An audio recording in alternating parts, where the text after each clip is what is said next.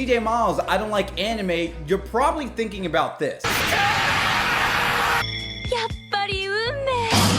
These donuts are great. Nothing beats a jelly-filled donut. Vinland Saga is not that type of show. Vinland Saga is set in the Viking Age and is a coming-of-age story where you see what happens when a boy named Thorfinn sets his mind out on a quest for revenge, goes horribly wrong because of the natural world that he's raised under. While we embark on this journey from the perspective of Thorfinn, it quickly becomes a multifaceted tale full of engaging characters, showcasing the brutalities of war, the spoils of victory, and constantly pressures the audience in a morally gray line of uncomfortableness of what it's like to be raised in such a harsh environment. Also, for all you history buffs out there, the story of Vinland Saga takes historical battles and figures and places them here in this anime. It takes place in 11th century Europe where the Vikings and Danes were invading England, and even though the core narrative of Vinland Saga isn't based on a true story, everything pertaining around the world remains true to history. Hell, even a good chunk of the characters in this show are based on historical figures such as Prince Canute, Leif Erikson, King Sven, and even Thorfinn himself.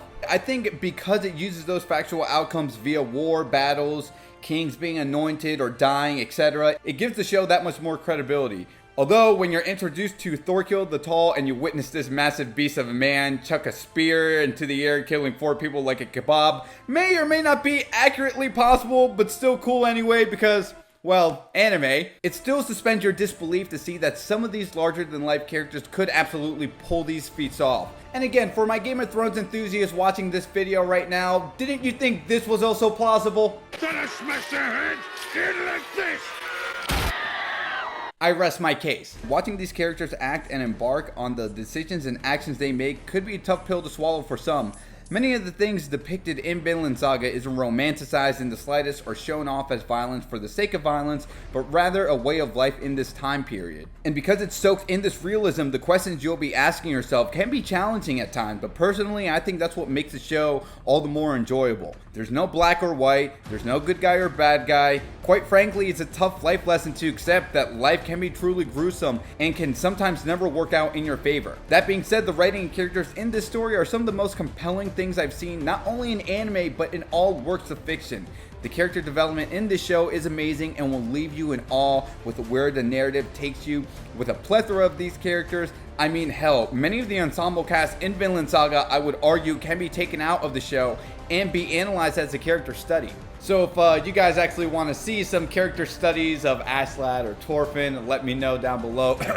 Like and subscribe. Following Thorfinn's journey from a sweet child wanting to venture out into the world into becoming a cold, callous killer is really heartbreaking, and although his lust for revenge can be seen as one-dimensional at times, it's the moments where you see him struggle internally that make for Vinland Saga's best moments. I wish I can say more on that, but that would really be spoiling some of the moments in the show that, again, I really implore each and every one of you to experience for yourselves. And of course, I can't talk about character development in Vinland Saga without mentioning Aslak. It might sound hyperbolic, but I promise you Aslak is without a doubt one of the best fictional characters I've seen in any medium. Witnessing how manipulative, cunning, cold, and calculating this man is, commanding Danish and Viking warriors to commit horrendous acts of violence and sacking a village will leave you with disgust and hate for him.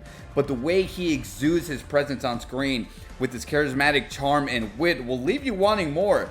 He isn't just a leader commanding a group of brute Vikings for no reason. The way he projects with his mannerisms will leave you saying, shit, this guy's the real deal. Glad I can associate myself with them. And yet, when you discover his backstory and how he became the man that he is in the second half of the story, you'll actually sympathize with him. So if my Game of Thrones fans are still here, I would say think of him as your Jaime Lannister / Littlefinger meshed into one character, but so much more cooler if you ask me. Now, isn't that something enticing you want to see played out on screen? The dynamic relationship he has with Thorfinn goes into some spoiler area that I won't get into, but just know when you come across them on screen together, it's a real treat to watch.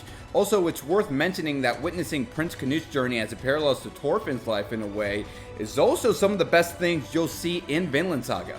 Witnessing a shy and fragile prince being groomed to a king someday takes an interesting turn that will leave you speechless when you see him discover his resolve in one of the most memorable and heartbreaking episodes Vinland Saga has to offer. Hell, even Thorkill the Tall, who demands your attention when he's on screen with his massive stature, embarks on a journey on religion and the afterlife that will leave you at a loss for words. Much like Game of Thrones, the characters and story in Vinland Saga has layer upon layers of thematical themes centered around it. What does it mean to be a warrior in this period? What's it like for a priest to teach a bunch of Vikings the meaning and philosophy of love? The harsh realities and life lesson God may or may not have in store for individuals are all explored here. Witnessing acts of brutality shown off in this show, where a melancholy score can be played in the background, ironically depicts what you're viewing as something tragically beautiful.